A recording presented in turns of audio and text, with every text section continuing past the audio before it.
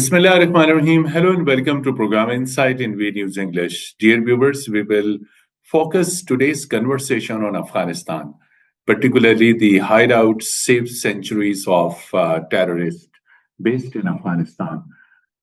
Pakistan, on the night of Saturday and Sunday, carried out precision strikes against some of the most important terrorist centuries in Afghanistan.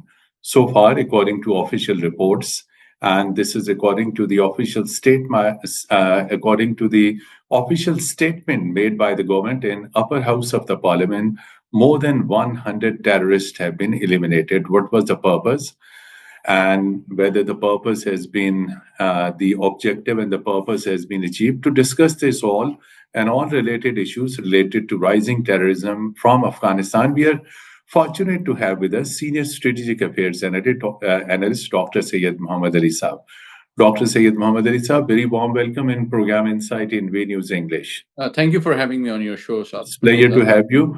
Dr. Saab, as this is a global story now. International media also carried in the regional media and Pakistani media. Everywhere it is a main story that the military strikes that Pakistan carried out against some of the most important terrorist targets in Afghanistan.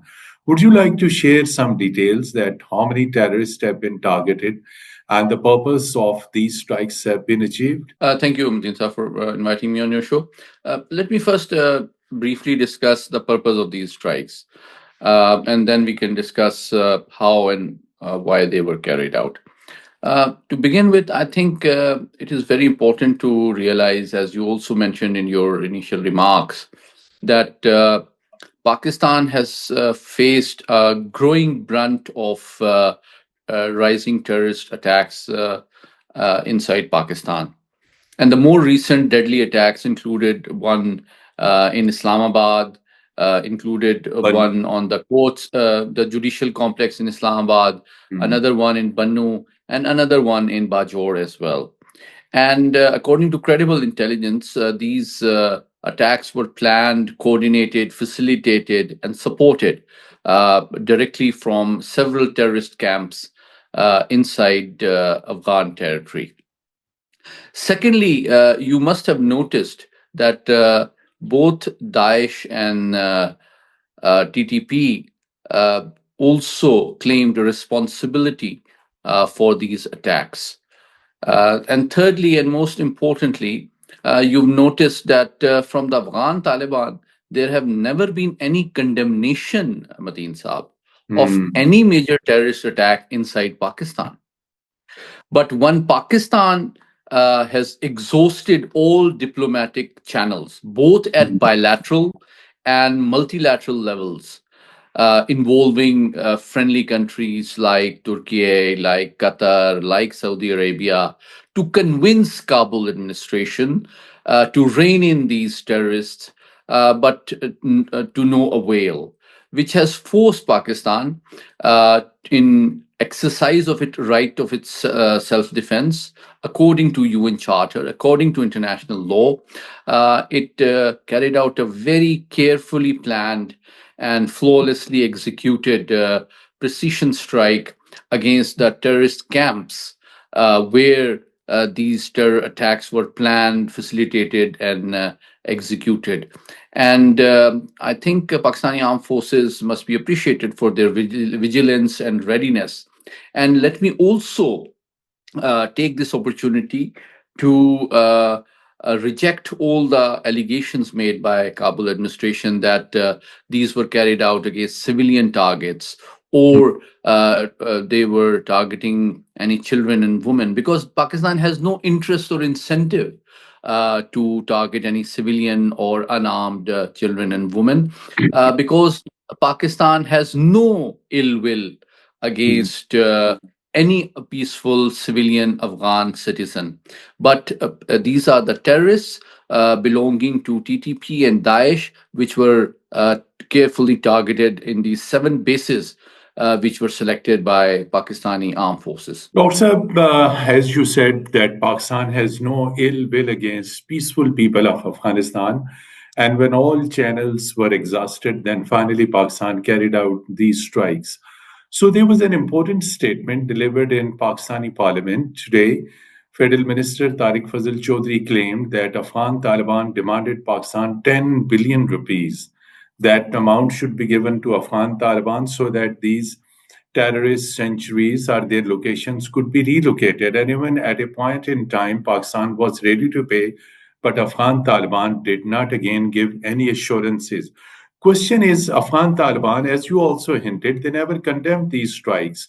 So why they do not show any commitment, any solid commitment towards taking action against these groups or relocating these groups from Pakistan-Afghanistan border? I think it is very clear, Mateen Saab, that the only country which officially condemned Hmm. these strikes was India.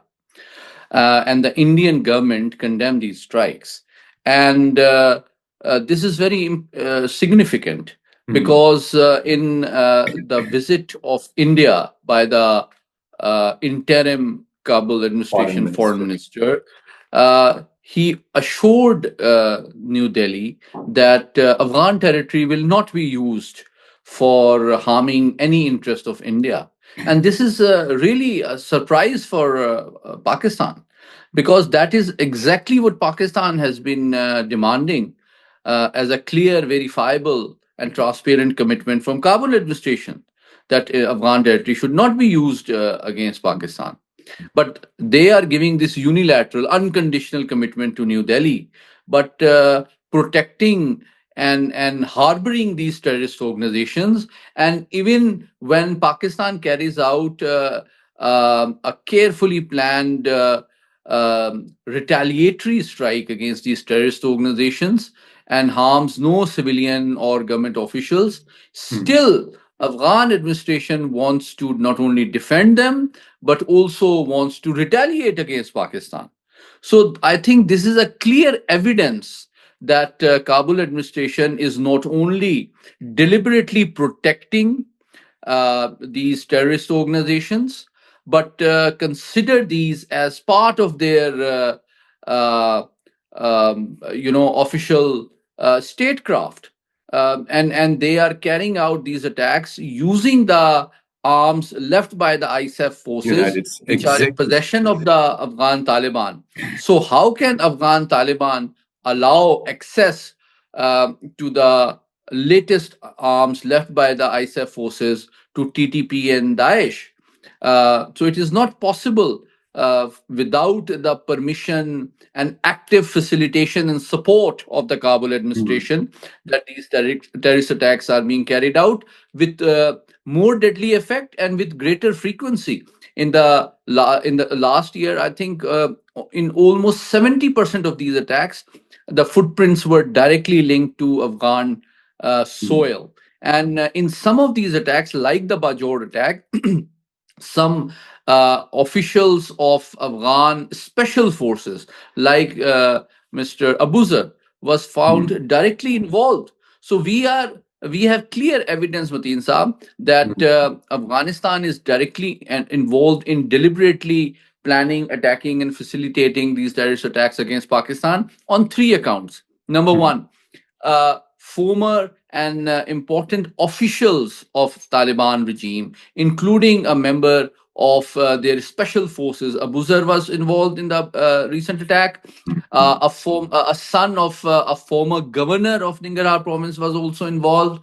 Secondly, they are protecting and harboring TTP, Daesh, ETIM, IMU, and BLA, and so many terrorist organizations. And thirdly, those individuals who choose to join terrorist ranks and leave Pakistan, they are encouraged, lured, cultivated, supported, and trained as a terrorist inside Afghanistan. So these three evidences makes one convinced that Afghanistan has a clear policy despite Pakistan's diplomatic overtures and sharing of intelligence evidences of supporting and facilitating terrorism in this region, but particularly against Pakistan. So how you see Pakistan's these high-level contacts, and do you think United States is fully convinced about Pakistan's narrative on the terrorism that emanates from Afghanistan into Pakistan? Putin Sahib, it is very important to clearly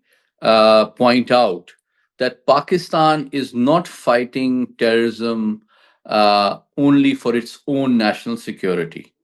It is an international, legal, and moral obligation upon Pakistan. And Pakistan is doing it on behalf of the international community as well.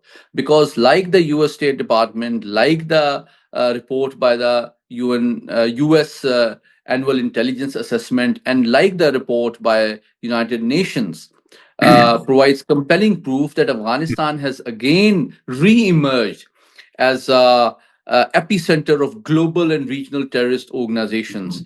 And the threat that they pose is no longer restricted to Pakistan. And they have active and growing influence and presence of global terrorist organizations like Al Qaeda, like Daesh. And you know very well that some Afghan citizens have been involved in carrying out terrorist activities in US capital Washington recently as well. And Daesh and Al Qaeda have a global agenda. So I think it is incumbent upon the international community, but most importantly, the Western powers like the US, to actively and consistently support Pakistan. Because if this terrorism threat grows beyond this region, then the Western world can experience the wrath of this monster again. It is very important that Pakistan is the first line of defense on behalf of the civilized world to protect them from the menace of terrorism. And secondly, I think it is very interesting that despite global turbulence in the world order, we clearly witness that all the existing, growing, rising, and resurgent power centers like US, like China, and like Russia, they all completely share Pakistan's concern and stance regarding Afghanistan in particular as a hotbed of global terrorist organizations. And terrorism is again considered as a major global threat by the US, by Russia, by China, and also by the regional countries like Iran and Central Asia. So I think, in terms of Pakistan's diplomacy and Pakistan's narrative, it is shared by the all peace-loving nations in the world, and it is also an evidence that besides India, which is exploiting This the militancy by sponsoring it in Afghanistan against Pakistan. Practically, Kabul administration has no friends in the international community. Pakistan gave diplomacy a chance. Do you think in future, then again, Kabul and Islamabad could be engaged through diplomacy to address this very serious issue meaningfully? I think all disputes and issues are eventually and finally resolved through diplomacy, but perhaps not diplomacy alone. So it is important that Pakistan's current Afghan policy has three very clear aspects. The first is definitely bilateral and multilateral engagements in order to persuade Kabul administration to meet its Doha commitment, meet its international legal and diplomatic commitments that Afghan territory should not be used for terrorism. Secondly, Pakistan has realized that the economic leverage is also effective because Pakistan is Afghanistan's biggest export market. And Pakistan's current government believes that it is not possible for Pakistan to offer Afghanistan a lucrative and prosperous largest export market when Afghan territory is used to export terrorism against Pakistan. True. Pakistan cannot allow Afghan imports into Pakistan, which are combined with export of terrorism from Afghanistan. So Pakistan cannot import terrorism and from Afghanistan in future. So that is very important for Afghanistan to realize that Pakistan's security concern also costs significantly to Afghan economy. And thirdly, I think whenever Pakistan has found credible intelligence evidences, it has shared with the Afghan government so that they can carry out uh, measures and action against them in their own territory. But after they have failed to do so, and we have seen a resurgence of terrorist attacks from Afghanistan, then Pakistan was forced to take action on its own. But again, let me clearly clarify that these actions were only aimed against the terrorist organizations and their bases who were directly involved in carrying out these activities against Pakistan. And Pakistan wishes no ill will against peaceful and common Afghan citizens. And we consider them as their brothers. In fact, we expect peace loving and sensible Afghan people to understand Pakistan's concern and put pressure for their own interest on Afghan government, that instead of trying to sponsor and support terrorism and becoming a proxy of India for a few $1 million, they should try to focus towards rehabilitation and reconstruction of the millions of Afghans who are returning to their homeland and help them rebuild their lives, and they can also contribute towards the progress and reconstruction of Afghanistan. How you see that particular religious gathering, and then do you think in future there is need to disseminate such message again and again among Afghan citizens not to indulge in militancy and terrorism activities in Pakistan? Absolutely. I think for three reasons, it is very important that Afghan administration must review its policy and behavior. First Hmm. off, this is the sacred month of Ramadan, Exactly. which offers a global message of peace, Hmm. tranquility, and introspection to all the people who call themselves Muslims around the world. True. Imagine killing your fellow Muslim brother or Muslim. sister Hmm. during the holy month of Ramadan. It is And it is unimaginable for forbidden. any Exactly. Muslim from True. belonging to any school of thought. Secondly, I appreciate the diplomatic efforts made by common friends like Turkey, like Qatar, like Saudi Arabia, who are all Muslim majority nations, and who have tried to persuade Kabul to review its policy. And that also makes one understand that they also share Pakistan's concern, Hmm. and they want to end militancy. They have also faced militancy in different ways. Turkey has faced militancy, True. Long. Saudi Arabia has faced militancy, and they both want to recover from it and help Pakistan save itself from militancy. And thirdly, I think, like you rightly pointed out, almost 1,000 leading ulama and clerics in Gathered in. Afghanistan uh, urged the people that they should give up arms and not carry out any act of violence against Pakistan or their Muslim Hmm. brothers. And that congregation was attended by no less than a person than the Chief Justice of Afghan government as well. So I think it makes one realize there are sensible people who are peace loving and who wants to rescue Afghan society from the tyranny of violence, who wants to normalize their lives, who wants peace and tranquility to return to their society. So it is not just for Pakistan, it is going to be a very important gesture to the 40 million Afghan people that their government is not just an Indian proxy, but they want to devote their power, their resources, and time and energy towards rehabilitation and rebuilding their lives. Talks of one important thing, Pakistani security institutions and including our military, time and again highlighted $8 billion leftover foreign weapons in Afghanistan. These weapons are mainly left by the American forces. And these are the weapons which are being used by the terrorists against Pakistan. These weapons, if officially left in Afghanistan, were supposed to be in the control of Afghan Taliban. 2 points: how that these sophisticated weapons reach to these terrorist groups, and second, Any way out to handle this particular issue? Then some you would recall when the uh, Biden administration decided about a hurried and ill-planned military Exactly. withdrawal from Kabul, which the Trump administration considers a strategic disaster. And in Hmm. fact, their Secretary of Defense has ordered an internal inquiry into into identifying and punishing those individuals who were involved and responsible for planning such an ill-planned and hurried withdrawal, leaving more than $7 billion worth of latest U.S. weaponry.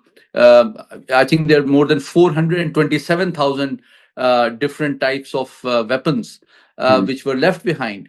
So I think it is very unfortunate that instead of trying to secure this lethal and deadly arsenal, Hmm. Afghan Taliban has freely shared these weapons with terrorist organizations, which indicates not only their poor command and control, Hmm.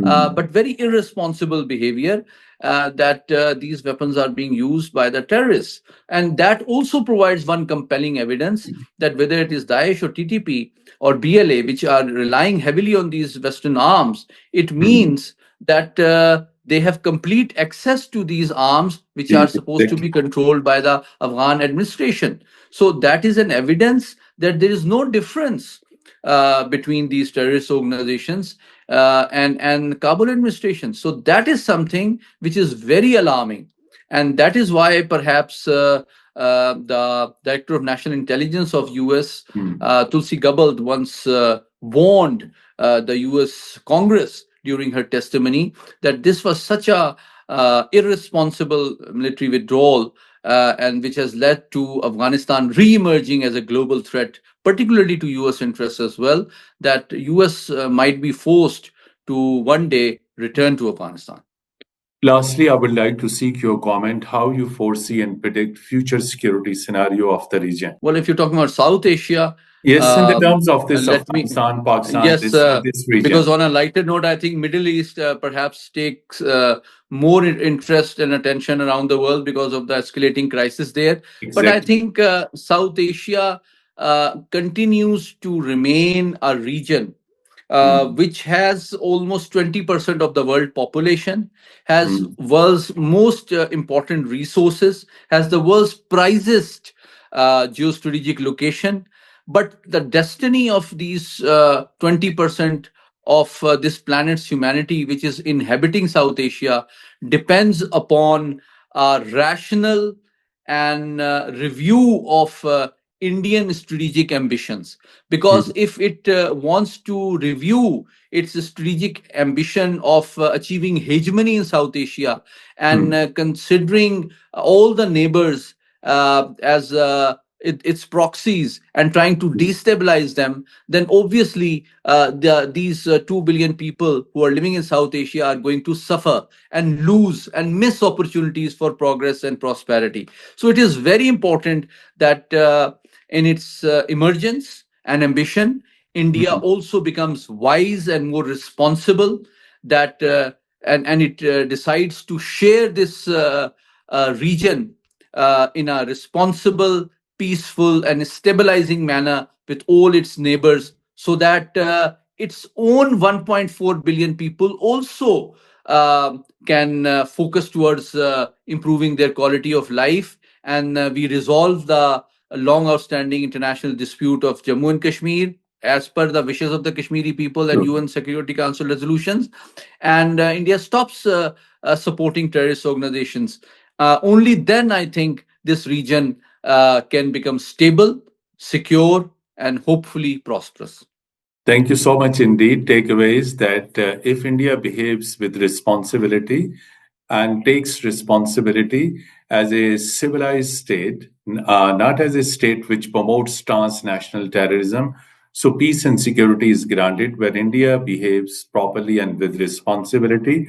Thank you so much indeed for your precious time despite your busy schedule. Dear viewers, till our next program, goodbye and Khuda Hafiz.